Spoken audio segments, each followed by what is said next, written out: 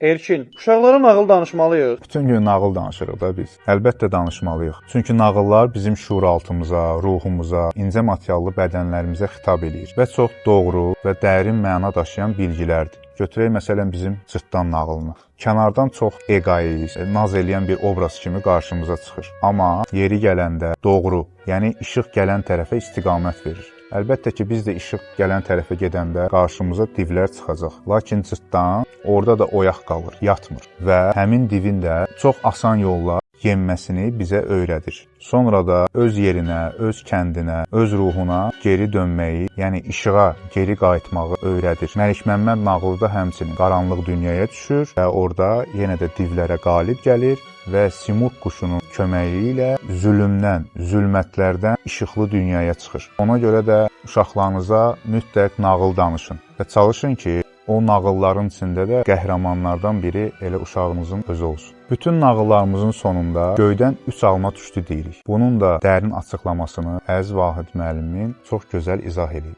Şərhdən oxuya bilərsiniz. Yox! Yox! Yox!